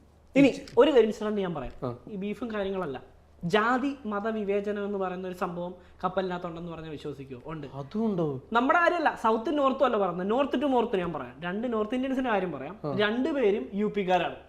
ഒരു ഭൂപേഷ് സിംഗും ഒരു ചൗഹാനും. ഒരാൾ ഫിറ്റർ എഞ്ചിൻ റൂമിൽ പാവൊരു മനുഷ്യൻ, 50 ഡിഗ്രി ചൂടത്ത് ഗൾഫ് ഏരിയ ട്രേഡ് ചെയ്യുന്ന കപ്പല, ചൂടത്ത് കിടന്ന് ചാകുക, ആൾക്കാരുടെ കണ്ണൊക്കെ രക്ത കളറായിട്ടിരിക്കുകയാണ് എഞ്ചിൻ റൂമിൽ നിന്ന് എടുത്ത് വരുന്നത്. 12 മണിക്ക് ഇവര് മേലെ കയറി വരുമ്പോൾ ഉണ്ടാകുന്ന അവസ്ഥ നമുക്ക് തന്നെ കണ്ട വിഷമം വരും. അപ്പൊ ഈ ചൗഹാൻ എന്ന് പറയുന്ന ഈ ആള് വന്നിട്ട് നമ്മുടെ ഗ്യാലിയിൽ ഇവരിങ്ങനെ മോരും വെള്ളം ഉണ്ടാക്കി വെച്ചു. മോരും വെള്ളം ഗ്ലാസ് എടുത്തിട്ട് ഒരു തവി എടുത്തു. ആ മോരും വെള്ളം ഒഴിച്ച സമയത്ത് അവന്റെ ആ തവി ആ ഗ്ലാസ്സിൽ ടച്ച് ചെയ്തു. അപ്പൊ ഈ ഭൂപേഷ് സിംഗ് എന്ന് പറയുന്ന മറ്റവനില്ലേ, അവൻ ഇത് കണ്ടോണ്ട് നിൽക്കുക. അവൻ സ്വയം പറയുന്നത് ഞാൻ ക്ഷത്രിയ വംശമാണെന്നാ. അവൻ ഏത് പഴമാണെങ്കിലും നമുക്ക് വിശ്വാസം. കടലില് ഇത് കേക്ക്. എന്നിട്ട് ഇവൻ അവരടുത്ത് ചോദിച്ചു, നിന്റെ തവി ഗ്ലാസ്സിൽ മുട്ടി, നീ എന്തിനു മുട്ടിച്ചു? തമ്മിൽ അടിയായി. അടി എന്ന് പറഞ്ഞാല് എല്ലാവരുടെയും കാണാൻ ഗ്യാലിയിൽ കിടന്ന് ഒരാളെ മുടിക്ക് പിടിച്ച് താടിയിട്ട് അടിക്കുക. ഈ ചൗഹാൻ എന്ന് പറയുന്നത് ഒരു ഫോർക്ക് എടുത്തിട്ട് മറ്റവന്റെ കണ്ണിൻ്റെ ഇട്ട് കുത്തിയുടെ കീറി ഫുള്ള് ചോര. കണ്ണി കാണുന്ന കാഴ്ച എന്താ? ബീഫും ഇതൊന്നുമല്ല പ്രശ്നം, ജാതിയല്ല പ്രശ്നം. രണ്ടു പേരും ഹിന്ദുക്കളാണ്. എന്നാൽ അതിൽ ഒരാൾ താഴ്ന്ന ജാതി, ഒരാള് ഉയർന്ന ജാതി. ഇത് ഒരു മുസ്ലിമോ ക്രിസ്ത്യനോ അല്ലെങ്കിൽ ഒരു വേറൊരു മതമാണെങ്കിൽ കൂടി ഓക്കെ, ഒരേ മതത്തിൽപ്പെട്ട രണ്ടുപേര് താഴ്ന്ന ജാതി വലിയ കൂടിയ ജാതി എന്നുള്ള പേരില് ആ എന്ത് കാര്യത്തിന്റെ പേരിലാണ് ഗ്ലാസ് തവി ടച്ച് ചെയ്തതിന്റെ പേരില് ആ ഗ്യാലി കിടന്ന് അടിയുണ്ടാക്കുക. ഒന്ന് ആലോചിച്ച് നോക്കി. ഈ സംഭവം ഉണ്ടല്ലോ, ഞാൻ ട്രെയിനിങ് ആയിട്ട് ഫസ്റ്റ് ഒരു 2-3 കപ്പലായിട്ടുണ്ട് ട്രെയിനിങ് ചെയ്യുന്ന സമയത്താണ്. ഞാൻ കണ്ടിട്ട് ഞെട്ടിപ്പോയി, ഇതെന്താ നടക്കുന്നത്? എന്നിട്ട് ഇവൻ എന്ത് പറഞ്ഞാലും, ഇപ്പൊ എന്നോട് സംസാരിക്കുവാണെങ്കിൽ പോലും ഇങ്ങനെ പറഞ്ഞു ലാസ്റ്റ് മൂക്ക് കുത്തിയിട്ട് ഇവിടെ വന്നിട്ട് ഹിന്ദുസം അല്ലെങ്കിൽ ജാതി മതം. ഇട്ട് ഞാൻ ഹിന്ദുവാണ്, മനസ്സിലായില്ല പറഞ്ഞ, ഞാൻ ഫാക്റ്റാണ് പറയുന്നത്, ഞാൻ ഹിന്ദുവാണ്. പക്ഷെ ഒരു ലിമിറ്റ് ഉണ്ട്, എല്ലാത്തിനും ഒരു ലിമിറ്റ് ഉണ്ട്. അതിനപ്പുറമാകുമ്പോൾ നമുക്ക് ഭ്രാന്ത് പിടിക്കില്ലേ അല്ലേ?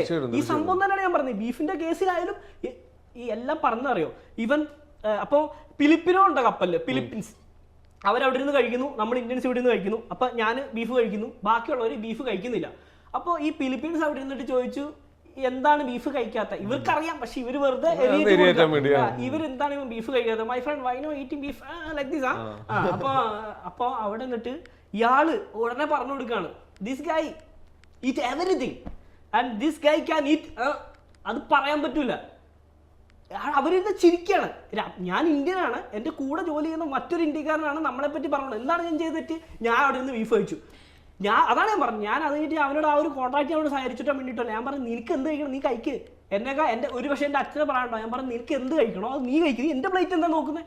അപ്പൊ ഈ ഒരു സ്റ്റേറ്റ്മെന്റ് ഞാൻ എല്ലായിടത്തും പറഞ്ഞത്. അതിന്റെ പേരിലാണ് ഈ ഈ തെറിവിളിയും ഈ സംഭവങ്ങളും ഒക്കെ. അത് എന്തിനാണ് ഞാൻ ചോദിക്കുന്നത്? ഹിന്ദിയിലായിരിക്കും തെറി വിളി, ഇത് കരയിലല്ല,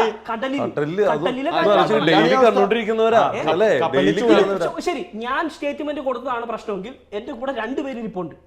2 കമ്പനികൾ ജോലി ചെയ്യുന്ന 2 പേര് എന്റെ കൂടെ ഇവിടെ ഇരിപ്പുണ്ട്. ഇല്ലെങ്കിൽ അവര് പറയട്ടെ. ഞാൻ ഫസ്റ്റ് ഷിപ്പിൽ കേഡറ്റ്, നമുക്ക് കപ്പലിന്റെ കാര്യങ്ങൾ അറിയത്തില്ലോ, നമ്മൾ ഫസ്റ്റ് ഷിപ്പിൽ പോകുന്ന കേഡറ്റ് ആയിട്ടാണ്. അപ്പോൾ ഞാൻ കേഡറ്റ് ആയിട്ട് പോയി കഴിഞ്ഞപ്പോൾ ഇതുപോലെ തന്നെ മീറ്റിംഗ് വെച്ച്, ഫുഡിന്റെ മീറ്റിംഗ് വെച്ച്. അപ്പോൾ ഫുഡ് എന്തെങ്കിലും പ്രശ്നമുണ്ടോ എന്നൊക്കെ ക്യാപ്റ്റൻ ചോദിച്ചു. അപ്പോൾ ഞാൻ മാത്രം കൈ നോക്കിയിട്ട് ഞാൻ പറഞ്ഞു എന്താണ് പ്രശ്നം. അപ്പോൾ എന്നോട് ചോദിച്ചു എന്താ പ്രശ്നം. ഞാൻ പറഞ്ഞു ചിക്കൻ തിന്നു മടുത്ത് ബീഫ് വാങ്ങിക്കാൻ പറ്റുമെന്ന്.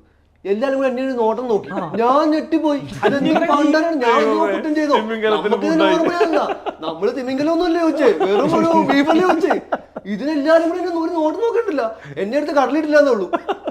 അന്നാണ് എനിക്ക് സംഭവം മനസ്സിലായത്. ഇത് നോർത്ത് ഇന്ത്യൻ ഭയങ്കര പ്രശ്നം. അതെ, ഒന്നേ നമുക്കറിയോ ഇത് ഇത്ര വലിയ പ്രശ്നമാണ്. നമ്മൾ കേരളത്തിൽ വാർത്ത കണ്ടിട്ട് പോകുന്ന ആൾക്കാരില്ലേ. പിന്നെ ഇപ്പൊ ഈ കേരള സ്റ്റോറിയുടെ ഈ സാധനമില്ലേ, നമ്മളത് വിചാരിക്കും, നമ്മൾ അതിനെ ഇഗ്നോർ ചെയ്തു. കേരള സ്റ്റോറി നമ്മുടെ നാടിനെ എത്രയൊക്കെ ചെയ്യാൻ നോക്കിയതിന്റെ മാക്സിമം അവർ ചെയ്തിട്ടുണ്ട്. നമ്മൾ അതിനെല്ലാം പ്രതിരോധിച്ച് തന്നെയാണ് നിൽക്കുന്നത്. പക്ഷെ ഈ പ്രശ്നം എന്താണെന്നറിയോ, നമ്മൾ ഇവിടെ ഇഗ്നോർ ചെയ്യുമ്പോൾ അവിടെ അതിനെ ഉത്സവമാക്കുക. എന്നിട്ട് ഇവര് നമ്മളെ കാണുന്നത് അങ്ങനെയാണ്. നമ്മൾ എത്ര വലിയ തർക്കിച്ച് നമ്മൾ എന്ത് പറഞ്ഞെന്ന് പറഞ്ഞാലും നമ്മളെ ഇവരുടെ മനസ്സിൽ കേരളം അല്ലെ നമ്മൾ എന്ന് പറയുമ്പോൾ ഇവരുടെ ഒരു ഇമാജിനേഷൻ ഉണ്ട്, നോർത്തിന്റെ ഒരു ഇമാജിനേഷൻ ഉണ്ട്. ആ രീതിയിലുള്ള കുറച്ച് ആൾക്കാർ ഇപ്പൊ നമ്മൾ നമ്മുടെ 100% സാക്ഷരത ഓരോ കാര്യങ്ങളും നമ്മൾ പറയുമെങ്കിലും അവർക്കിടയിൽ അവർ നമ്മളോട് ചെയ്യുന്ന, നമ്മളോട് പറയുന്ന, നമ്മളെ കാണുന്ന ഒരു സംഭവം ഉണ്ടല്ലോ, അത് വേറെയാണ്. അത് ഓരോ ദിവസം അതിനെ ഉരി കൂട്ടി മുളകും മസാല ഇട്ടിട്ടാണ് ഇപ്പൊ ഈ സിനിമ ഇറങ്ങാൻ പോണത്. അതായത് ഒരു എക്സ്ട്രീം ലെവലിൽ നിൽക്കുന്ന ഒരു വർഗീയത അതിനെ വേറൊരു രീതിയിലോട്ട് കൊണ്ടുവരാൻ വേണ്ടിയാണ് ഇപ്പൊ സിനിമയിൽ ഓരോരോ അജണ്ടകളാണ് ഇത്. മനസ്സിലായില്ലേ? വേറെ രാജ്യത്തുള്ളവർ ചോദിക്കാറുണ്ടോ നിങ്ങളുടെ നാട്ടിൽ ഇങ്ങനെയൊക്കെയാണോ? അല്ല, അവർക്ക് ലോകത്തെല്ലാവർക്കും അറിയത്. ഇത് നാട്ടിലെല്ലാവർക്കും ഇവർ ചോദിക്കാറുണ്ട്. അത്ഭുതമാണ്. ഒരു ദിവസം ഒരു യുപിയിലെ ക്യാപ്റ്റൻ ഉണ്ടായിരുന്നു. പുള്ളിക്ക് നമ്മ ബുധനാഴ്ച ശനിയാഴ്ച ബീഫ് വെക്കണം. അപ്പൊ നോക്കിയപ്പോ ഗണപതി പൂജ, കപ്പലിൽ പൂജയൊക്കെ ചെയ്യും ആൾക്കാര്, ഹോമൊക്കെ ചെയ്യും ചിലര്, അവര് ചെയ്തോട്ടെ. അപ്പൊ ക്യാപ്റ്റൻ പറയും ഞാൻ ഇന്നൊന്നും കഴിക്കൂല, ഇന്ന് പൂജയാണ്, ലഡു കഴിക്കൂളൂ എന്ന് പറഞ്ഞു. ഞാൻ സാറ് ഓക്കെ. ഞാൻ നോക്കിയപ്പോ ഇന്ന് ബുധനാഴ്ചയാണ്, കുറച്ച് ബീഫ് അങ്ങനെ എടുത്തിട്ട് അങ്ങനെ കട്ട് ചെയ്തിട്ട് ബീഫിന്റെ ഒരു 2 ചില്ലി, ഒരു ബീഫ് കറിയും കപ്പയും ഉണ്ടാക്കി. ഭയങ്കര പ്രശ്നമായി. ഗണപതി പൂജ നടക്കണ ടൈമില് നീ ബീഫ് വെക്കണം. ഞാൻ പറഞ്ഞു എന്നോട് ഒരു കമ്പനിയും പറഞ്ഞിട്ടില്ല ഗണപതി പൂജ നടക്കണ ദിവസം നീ ബീഫ് വെക്കാൻ പാടില്ലെന്ന്. ഇതെന്ത് പാടത്? ഞാൻ ഹിന്ദുവാണ്. ഓക്കെ, സാറ് കഴിക്കണ്ട, ഇവിടെ ഇഷ്ടംമാര് അവര് കഴിക്കട്ടെ. സാറിന് ഇപ്പൊ ഗണപതി പൂജയാണ്, ഇന്ന് ബീഫ് കഴിക്കാൻ പറ്റൂല, ഇന്ന് ഉണ്ടാക്കാൻ പറ്റൂല എന്ന് എനിക്ക് എഴുതിത്താ. ഞാൻ കമ്പനിയോട് ചോദിക്കട്ടെ, എന്നിട്ട് ഞാൻ വേണമെങ്കിൽ ഞാൻ കൊടുത്താ ബീഫ് വേറൊരു കാര്യം എന്താണെന്നറിയോ, ഞാൻ ശരിക്കും പറഞ്ഞാൽ ഇവരെ ബഹുമാനിക്കും, ചീഫ് കുക്കിനെ. എന്താണെന്നറിയോ, ഇവരുടെ അവസ്ഥ എന്ന് പറഞ്ഞാല് നോർത്ത് ഇന്ത്യൻസിന്റെ കൂടെ ജോലി ചെയ്യുന്ന ഒരു ചീഫ് കുക്കിന്റെ അവസ്ഥ എന്ന് പറഞ്ഞാല് തിങ്കളാഴ്ച വ്രതം, ചൊവ്വാഴ്ച മട്ടൻ കഴിക്കില്ല, ബീഫ് കഴിക്കും, ബുധനാഴ്ച മീൻ കഴിക്കൂല, പച്ചക്കറി കഴിക്കും, വ്യാഴാഴ്ച പച്ചക്കറി കഴിക്കും, എന്നാ മീൻ കഴിക്കൂല. എന്റെ ഞാൻ പറഞ്ഞേ, ഇവര് അല്ല രസമല്ല. ഗുജറാത്തിക്ക് തിങ്കളാഴ്ച, യുപിക്കാരന് ചൊവ്വാഴ്ച, ഹരിയാനക്കാരന് ബുധനാഴ്ച. ഈ പാവങ്ങൾ എന്താ ചെയ്യുന്നതെന്ന് എനിക്ക് മനസ്സിലായിട്ടില്ല. എന്താ ഇന്നിപ്പോ ഒരാള് ടോപ്പ് ലെവലുള്ള ആൾക്കാരായിരിക്കും, അല്ലെ ക്യാപ്റ്റൻ ആയിരിക്കും. ക്യാപ്റ്റൻ തിങ്കളാഴ്ച ദിവസം നോൺ വെജ് കഴിക്കൂല, വെജ് മാത്രമേ കഴിക്കുള്ളൂ. ചീഫ് എഞ്ചിനീയർ ചൊവ്വാഴ്ച ദിവസം വെജ് മാത്രമേ കഴിക്കുള്ളൂ, നോൺ വെജ് കഴിക്കില്ല. ഈ പാവങ്ങൾ ഈ സാധനത്തിനിടയിൽ ഇവരുടെ ഹെഡ് ഓഫ് ദ ഡിപ്പാർട്ട്മെന്റ് വേറെ ടീമായിരിക്കും. ഇവർക്ക് അവരെ മാത്രം നോക്കിയാൽ മതി. എനിക്ക് ഇവരെ തൊട്ട് എല്ലാവരെയും ഞാൻ നോക്കണം. അവരെന്ത് കഴിക്കൂല, എടാ അവൻ കഴിക്കൂല, അത് മാറ്റി വെക്കണ്ട, ഇവന് ഇത് കഴിക്കൂല, കാരണം ഇത്രയും പേർക്ക് ഫുഡ് ഉണ്ടാക്കണം. 30 പേർക്ക് 28 പേര് 30 പേര് കപ്പലിലുണ്ടാവും. ഇവർക്കൊക്കെ ഡെയിലി ഫുഡ് ഉണ്ടാക്കണം. പുള്ളി ഒരു ദിവസം ഇല്ലെങ്കിൽ നമ്മൾ പട്ടിണിയാണ്, അല്ലെങ്കിൽ ബ്രെഡും കഴിച്ചിരിക്കേണ്ടി വരും. ആകെ ബ്രെഡ് മാത്രമേ ഉണ്ടാവുള്ളൂ. ഞാൻ അതുകൊണ്ട് ചീഫ് കുക്കിന്റെ ജോലി ഭയങ്കര ബുദ്ധിമുട്ടുള്ള ജോലിയാണ്. കാരണം ഈ 30 ദിവസം 9 മാസം രാവിലെ ഉച്ചയ്ക്ക് വൈകുന്നേരം ഒക്കെ ഫുഡ് ഉണ്ടാക്കണം. എന്നിട്ടും നമ്മൾ കുറ്റം പറയും, അത് വേറെ കാര്യം. കപ്പലില് ഷെഫായിട്ട് ജോലിക്ക് വരാൻ താല്പര്യമുള്ള പിള്ളേർക്ക് ഇത് കേൾക്കണോട്ടാ. നാട്ടില് വർക്ക് ചെയ്യണ പോലെ അല്ല, തിങ്കളാഴ്ച വേറെ ഫുഡ് എടുക്കണം, ചൊവ്വാഴ്ച വേറെ ഫുഡ് എടുക്കണം. നമ്മളെ കുറ്റം പറയാൻ പറ്റില്ല, കാരണം നമ്മൾ നോക്കുമ്പോൾ നമുക്ക് പുറത്തുപോയി ഫുഡ് കഴിക്കാൻ പറ്റില്ല. ഇയാളുടെ തന്നെ ഫുഡ് നമ്മൾ 8 മാസം കഴിച്ച് നമ്മൾ ബോറടിച്ച് വേറെ ഒന്നും കഴിക്കാനില്ല. ഇല്ല, എനിക്ക് വേറെ അനുഭവം പറയാനുണ്ട്. ഇത് ഭയങ്കര ഭയങ്കര മോശമല്ല. ഇപ്പൊ എന്താണെന്ന് വെച്ചാൽ വേറെ ഒന്നുമല്ല, ഞാൻ എൻ്റെ രണ്ടാമത്തെ കപ്പൽ ചെയ്യുമ്പോൾ, അല്ല എനിക്ക് രണ്ടാമത്തെ മൂന്നാമത്തെ കപ്പൽ ചെയ്യുമ്പോഴാണ് എനിക്ക് തോന്നുന്നു നമ്മുടെ വെള്ളപ്പൊക്കം വന്നത്, അതായത് 2018 ഈ സമയത്ത് എന്നോട് ഒരുത്തൻ പറഞ്ഞ കാര്യം, ഞാൻ ടെൻഷൻ അടിച്ചിരിക്കുവാണ്. കപ്പലാണ്, വീട്ടിൽ ഫോം വിളിക്കാൻ പറ്റുന്നില്ല, ആരും എടുക്കുന്നില്ല, അവർ വീട് മാറി എന്നൊക്കെ പറഞ്ഞായിരുന്നു ആ സമയത്ത്. അപ്പൊ എന്റെ വണ്ടിയൊക്കെ മാറ്റി, വീട് മാറി, അങ്ങനെ കുറെ ന്യൂസും കുറെ പേരെ ഹെലികോപ്റ്റർ റെസ്ക്യൂ ഒക്കെ ചെയ്ത് അങ്ങനെ കുറെ സംഭവങ്ങളൊക്കെ. എന്റെ വീട് പെറോ. അപ്പൊ അവിടെയൊക്കെ അത്യാവശ്യം വെള്ളം കയറിയായിരുന്നു. അപ്പൊ നമ്മൾ വിചാരിക്കുന്ന വെള്ളപ്പൊക്കത്തിൽ വെള്ളം കയറില്ല എന്നുള്ള സംഭവമാണ്. ഈ സംഭവത്തിൽ എന്നോട് ഒരുത്തൻ ചായ കുടിക്കാൻ പറയുവാണ്, നിങ്ങളൊക്കെ ബീഫ് ആയിക്കൊണ്ട് അവിടെ വെള്ളം കയറിയത്. അല്ല, ഇങ്ങനെ ഞാൻ എന്ത്, നമ്മൾ ഒന്നാമത് ടെൻഷനാണ്, നമുക്ക് വീട്ടിൽ കമ്മ്യൂണിക്കേറ്റ് ചെയ്യാൻ പറ്റുന്നില്ല, നമുക്ക് ഫോൺ ചെയ്യാൻ പറ്റുന്നില്ല. അപ്പൊ ഇവൻ പറഞ്ഞൊരു കാര്യമാണ്, നിങ്ങൾ ഇതാണ് സത്യം പറഞ്ഞാൽ. ഇതൊക്കെ കേൾക്കുമ്പോൾ നമുക്കുണ്ടല്ലോ, നമ്മൾ എവിടെ ജീവിക്കുന്നത് നമ്മൾ ചിന്തിച്ചു. ലോകമൊക്കെ വേറെ സംഭവം ചിന്തിച്ചു നോക്കുമ്പോൾ നമ്മളിപ്പോഴും ഈ ബീഫ് കഴിക്കുന്ന കാര്യവും, നമ്മുടെ കപ്പലിലെ പ്രശ്നങ്ങൾ എന്താ അറിയോ, വാഷിംഗ് മെഷീനിൽ അണ്ടർവെയർ ഇട്ട് കഴുകാൻ പറ്റില്ല ഇന്ത്യക്കാരുണ്ടെങ്കിൽ, അതുപോലെ തന്നെ നമുക്ക് ബീഫ് കഴിക്കാൻ പറ്റില്ല. ബീഫ് ഇല്ലാത്തതുകൊണ്ട് ബീഫ് റിമൂവ് ചെയ്യുമ്പോൾ എന്തായാലും പോർക്ക് റിമൂവ് ചെയ്യണല്ലോ, പോർക്ക് കഴിക്കാൻ പറ്റില്ല. അപ്പൊ ആഗോള പിന്നെ എന്താണ്, പാവപ്പെട്ട കോഴി, ചിക്കൻ മാത്രം, ഡെയിലി ചിക്കൻ തട്ടിക്കോ. ഫിഷ് കിട്ടും, ഫിഷ് നമുക്ക് റയർ ആയിട്ട്, ഫിഷ് നോക്കുമ്പോൾ റേറ്റ് ഭയങ്കര കൂടുതലാണ്, മെയിൻലി സാൽമൺ ഒക്കെയാണ് വാങ്ങുന്നത്. കപ്പലിടക്കില്ലേ ബീഫും പൊറോട്ടൊക്കെ ഉണ്ടാക്കുമ്പോഴാണ് ഒരു ഓളം ഒരു പുഞ്ചിരി ഞാൻ കാണുന്നത്. അല്ലെങ്കിൽ എല്ലാരും പോയിരുന്നു എടുക്കുന്നു കഴിക്കുന്നു. പക്ഷെ ഒരു പൊറോട്ട ബീഫ് എന്ന് പറയല്ലേ, അറിയാ ചെറുതടിക്ക എന്നിട്ട് ഇരിക്കുമ്പോ ചെറുതടിച്ചിട്ട് വേണമെങ്കിൽ നമുക്ക് അതൊക്കെ അതൊക്കെ നമുക്ക് സന്തോഷം. അല്ലാണ്ട് കടലിൽ മൊത്തം ഈ കടൽ തന്നെ കണ്ടിട്ട് ഇങ്ങനെയുള്ള ആൾക്കാരില്ലേ ശരിക്കും പറഞ്ഞാൽ കപ്പലിലേക്ക് വരാതിരിക്കുക, ഉപദ്രവിക്കാതിരിക്കുക. ഇങ്ങനെ ജാതി മതം ബീഫ് കഴിക്കുന്ന ഫുഡിൽ വരെ അവന്റെ ഈ സാധനം വെക്കുന്ന ടീമുകളില്ലേ, ഇവൻ എന്തിനാണ് ഈ പണിക്ക് വരുന്നത്? ഇവൻ നിനക്ക് അങ്ങനെയാണ്, നീ വെജിറ്റബിളോ നീ ആരെ വേണമെങ്കിൽ നീ നിന്റെ വീട്ടിൽ ഇരിക്കുന്നത്. ഇവിടെ ബാക്കിയുള്ളവരെ ബുദ്ധിമുട്ടിക്കാൻ വേണ്ടി എന്തിനാ പുറത്ത് ഒരു ഇത്രയും ക്യാപ്റ്റനൊക്കെ ഒരു 10-12 ലക്ഷം രൂപ 1 ലക്ഷം രൂപ ശമ്പളം ഉണ്ടാവും. ഈ ആൾക്കാർക്ക് ഇന്ത്യ വിട്ട് ഈ ഒരു പൈസ ചെലവാക്കണമെന്നുണ്ടെങ്കിൽ ഏതെങ്കിലും യൂറോപ്യൻ രാജ്യങ്ങൾ, അമേരിക്കൻ രാജ്യങ്ങളിൽ പോയാൽ സർവേ ചെയ്യാൻ പറ്റുമോ? അവിടെ മൊത്തം ബീഫാണ്, ബീഫ് പോർക്ക്.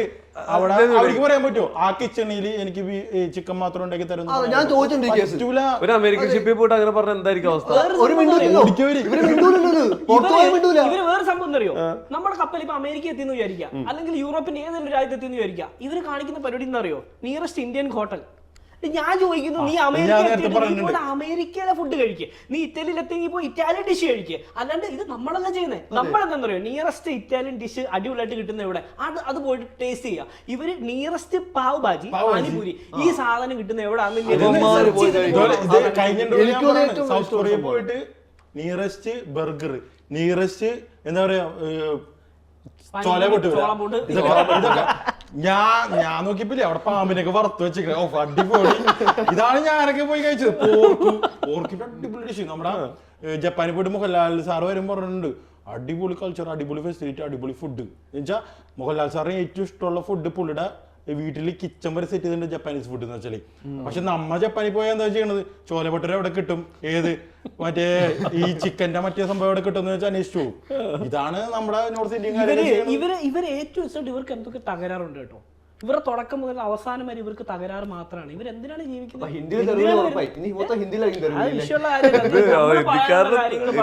ശരിക്കും പറഞ്ഞാൽ നമ്മുടെ നാട്ടിൽ നടക്കുന്ന കാര്യമാണല്ലോ നമ്മൾ ഈ പറഞ്ഞോണ്ടിരിക്കുന്നത്. കടലിനുള്ളില് കപ്പലിലും ഇതേ അവസ്ഥ, ഇതിനേക്കാൾ എക്സ്ട്രീം.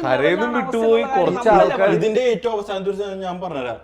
ഇത് ഇപ്പൊ നാട്ടിലാണ് നടക്കണമെങ്കിൽ, ഇവിടെ ഒരു കമ്മ്യൂണിറ്റിയിലാണ് നടക്കണത്, നമുക്ക് അവിടെ നിന്ന് വിട്ട് എവിടെയെങ്കിലും പോയി സമാധാനമായിട്ടിരിക്കുക. കടലില് ഞങ്ങൾ കപ്പലിൽ നിന്ന് എവിടെ കടലിൽ ചാടി തോണി പിടിച്ച് എവിടെയെങ്കിലും സമാധാനമായിട്ട് പോയി ഇരിക്കാൻ പറ്റില്ല. അല്ലെങ്കിൽ ഇപ്പോ ഈ എന്നൊക്കെ പറഞ്ഞിട്ട് എവിടെയെങ്കിലും പോയി ഇരിക്കാൻ പറ്റില്ല ചേട്ടാ. ഞങ്ങൾക്ക് അവിടെ തന്നെ എല്ലാ ദിവസവും അവിടെ തന്നെ കാണണം, അവർക്ക് തന്നെ അവരുടെ അണ്ടറിൽ തന്നെ വർക്ക് ചെയ്യണം, ഇവരെ തന്നെ കാണാം. 8 മാസം ഇത് തന്നെയാണ് ഞങ്ങൾ പരിപാടി. ഇവരെ എന്ത് കാണിച്ചാലും ഞങ്ങൾ കോപ്പറേറ്റ് ചെയ്തിട്ട് ഞങ്ങൾ ശാന്തം സമാധാനമായിട്ട് പോകണം. അല്ലെങ്കിൽ എന്തെങ്കിലും കിലാപത്ത് ഞങ്ങൾ ഒപ്പിച്ചാൽ ഞങ്ങളെ വീട്ടിൽ വിടും. നമ്മ ഫാമിലി ഉള്ളതുകൊണ്ട് മാത്രം പിടിച്ചു നിൽക്കണ കുറച്ച് പേരാണ് കപ്പലിലുള്ളത്, ബാക്കിയെല്ലാം ഇങ്ങനത്തെ ആൾക്കാരാണ്. ശരിക്കും പറഞ്ഞു വരുമ്പോ ഈ നോർത്ത് ഇന്ത്യൻസ് അത്യാവശ്യം ഇന്ത്യക്ക് ചീത്തപ്പേരുണ്ടാക്കി വെച്ചിട്ടുണ്ട്. ഇത് വിഷയം എന്ന് വെച്ച് കഴിഞ്ഞാല് മൊത്തം ഇന്ത്യൻസിന് പേര് ദോഷം ഉണ്ടാക്കി വെച്ചു. ഇനി അമേരിക്കയിൽ പോവാം, ഈ സാമാനം ഇത് കൊണ്ടുപോകും. ഈ സാധനം എവിടുന്ന് കയറ്റി നിർത്തില്ല, കവർ നിറച്ച് ഈ സാമാനം ഉണ്ടാവും. ഇത് അമേരിക്കയിൽ പോയെന്ന് പറഞ്ഞാൽ, യൂറോപ്പിൽ പോയെന്ന് പറഞ്ഞാൽ ഈ സാമാനം വായിലിട്ട് തുപ്പി നശിപ്പിച്ച് വെച്ചിട്ടുണ്ടാവും. ഒന്ന് ആലോചിച്ച് നോക്കണം, ഒരു രാജ്യത്ത് നമ്മൾ ചെന്നിറങ്ങുമ്പോൾ ആ രാജ്യത്തെ മാനേഴ്സ് കീപ്പ് ചെയ്യാൻ പോലും അറിയില്ല. ബേസിക് നോളജ് പോലും ഇല്ലാത്ത ആൾക്കാർ ഈ പാൻ മസാല ഈ സാധനങ്ങൾ വായിലിടുക, എന്നിട്ട് പോർട്ട് മുതൽ ആ പോകുന്ന നാട്ടിൽ മൊത്തം ഇത് തുപ്പുന്നതിന് ഒരു ലിമിറ്റില്ലേ, ഒരു ആരും കണ്ടില്ല ആ ശരി തുപ്പി. ഇത് അങ്ങനല്ല, ചുമ്മാ പോകുമ്പോ ഇങ്ങനെ തുപ്പാ, സാഹിബ്മാരൊക്കെ ഇങ്ങനെ നോക്കിക്കൊണ്ട് പോകുന്ന ഒരു അവസ്ഥ. അതാണ് ഞാനൊരു കമ്പനി പോകുന്നിടത്ത് ഒരുത്തൻ എനിക്ക് ഒരു പാക്കറ്റ് തന്നു വിട്ട്, കമ്പനി ത്രൂ ആണ് തന്നു വിട്ടത്. അപ്പൊ നമ്മളെ പിടിച്ചു പോകും, കമ്പനി ത്രൂ തന്നല്ലേ. അപ്പൊ നമ്മളെ പിടിച്ചു, ഞാൻ സ്പെയിനിൽ ചെയ്യുമ്പോൾ എന്നെ സ്പെയിനിൽ പിടിച്ചു നിർത്തിക്കോണ്. എന്താണ് ഇതിനകത്ത് തമ്പാക്കുമാണ്, മെഡിസിൻ എന്ന് പറഞ്ഞു കൊടുത്തു തമ്പാക്കു എന്നോട് പിടിച്ചു കൊടുത്തേക്കോട്. എന്നിട്ട് ഞാനുണ്ട് ഒരു വിധത്തിൽ എന്താന്ന് എനിക്ക് പറയാറുണ്ട്. ഞാൻ കമ്പനിയിൽ നിന്ന് വന്നപ്പോ ഇവര് കമ്പനിയിലാണ്, ഇവരുടെ വീട്ടുകാർ കമ്പനി കമ്പനി എനിക്ക് നമ്മള് പൊട്ടിച്ചു നോക്കണം. ഇതൊക്കെ കണ്ടന്റ് ഉണ്ടെങ്കിൽ നമ്മളത് പൊട്ടിച്ചു നോക്കില്ല. നമ്മള് കമ്പനി തന്നാലേ കപ്പലിൽ കൊടുക്കുന്ന ഇടയ്ക്ക് ഇങ്ങനെ തരാറുണ്ട് ഒരു സാധനങ്ങളൊക്കെ, ഈ മിക്സ് ചെയ്ത് പോലത്തെ സാധനങ്ങളൊക്കെ നമുക്ക് തന്നുവിടും, അവിടെ കിട്ടില്ലാത്തതുകൊണ്ട്. അപ്പൊ നമ്മുടെ ഇന്ത്യൻ മസാലകൾ ഇതൊക്കെ തന്നുവിടും. അപ്പൊ ഇതുപോലെ തന്നെ താന്ന് വെച്ചാൽ നമ്മള് കൊണ്ടുപോയി അവിടെ ചെന്ന് സ്പെയിനിൽ തന്നെ പിടിച്ചു കൊടുത്തേക്കിട്ട് എന്നെ മാറ്റി വിടും. നമ്മള് മേടിച്ചില്ലേ തമ്പാക്കു നമ്മൾ എന്ത് ചെയ്യും ചേട്ടാ? എന്റെ ഇതുപോലെ തന്നെ ഏറ്റവും വലിയൊരു ഓപ്പർച്യൂണിറ്റി എനിക്ക് കിട്ടിയത് ചൈന മതിൽ കാണാനായിട്ട്. ഞാൻ അന്ന് ക്രൂസിൽ വർക്ക് ചെയ്യുന്നുണ്ട്. അപ്പൊ ഞങ്ങൾ എല്ലാരും കൂടി പോയി ബീജിങ്ങില്, ആ ബോട്ടില് ചെന്നിട്ട് ചൈന മതിൽ കയറി. ചൈന മതിൽ കയറിയിട്ട് ഇതുപോലെ തന്നെ ഈ സാധനം ചവച്ചിട്ടില്ല, ഏത് ചൈന മതിലില്ലേ ആൾക്കാർ തുപ്പി വെക്കാം. അപ്പൊ അവിടുത്തെ ആൾക്കാര് എനിക്ക് മാറേണ്ടത് എന്താണ് ചെയ്യുന്ന ആൾക്കാർ വീഡിയോ എടുക്കുന്നത് ഇന്ത്യൻ പീപ്പിൾ എന്നൊക്കെ പറഞ്ഞിട്ട് ഞാൻ അവിടുന്ന് ഓടി മാറിപ്പോയി കേട്ടാ. എനിക്കെന്ന് വെച്ചാല് നമുക്ക് കൂടെ നിൽക്കാൻ പറ്റുന്ന കുമാര് എന്ന് വെച്ചാല് ചൈന മതിൽ പോയിട്ട് ഇപ്പൊ പിരമിഡിന്റെ മുകളിൽ പോയിട്ട് കുമാര് തൂക്കും. അങ്ങനത്തെ ടീമാണ്. നമ്മ എവിടെയൊക്കെ പോയിട്ട് കാര്യമൊന്നുമല്ല. ഇന്ത്യൻസ് ശരിക്കും ഇന്ത്യൻസ് എന്നേ പറയുള്ളൂ. കേരളക്കാര് തമിഴന്മാര് അങ്ങനെ പറയുള്ളൂ. പക്ഷെ പേര് നമ്മ എവിടെ പോയാലും ഇന്ത്യൻസ് എന്ന് പറയുമ്പോൾ ആ വൃത്തിയില്ല, ആ കൾച്ചർ ഇല്ല, ആ ഒരു സെറ്റപ്പിലാണ്. എന്നിട്ടാണ് ഇവിടെ ഈ കാര്യം പറഞ്ഞത്, ബീഫ് പാടില്ല, നമ്മളിപ്പോഴും ഈ പോർക്ക് പാടില്ല എന്ന് പറയുന്നവരാ. പോർക്ക് പാടില്ല സംഭവം എന്ന് വെച്ചാല് അങ്ങനത്തെ രാജ്യത്ത് നമ്മ പോകുമ്പോ ശരിയാണ്, ഫോറിൻ ഫ്ലാഗിലാണ് നമ്മൾ പോണത്. പക്ഷെ ചിലവർ ഇൻസ്പെക്ഷന് വരുമ്പോ ഇത് കണ്ടാല് ഇപ്പൊ അവർക്ക് ഇൻസ്പെക്ട് ചെയ്യാനായിട്ട് ഇപ്പൊ ഫ്രീസർ റൂമിൽ കയറണം. ഫ്രീസർ റൂമിൽ കയറുമ്പോ അവര് ചിലപ്പോ ഡിക്ലറേഷൻ ഒക്കെ ഉണ്ടാവും, പോർക്കുണ്ടോ അല്ലെങ്കിൽ ഇങ്ങനത്തെ സാധനങ്ങൾ ഉണ്ടെങ്കിൽ അവർ കയറൂല. അപ്പൊ അങ്ങനെ കയറിയില്ലെങ്കിൽ അവർക്ക് ഒരു ബുദ്ധിമുട്ടാണ്. നമ്മളെ ഷിപ്പില ആ ഒരു ഈ സംഭവം ഫെയിൽ ആക്കാനായിട്ട് എനിക്ക് തോന്നുന്നില്ല കേട്ടോ. കാരണം ഫിലിപ്പിനോസിനൊന്നും ഈ സാധനം പറ്റത്തില്ല.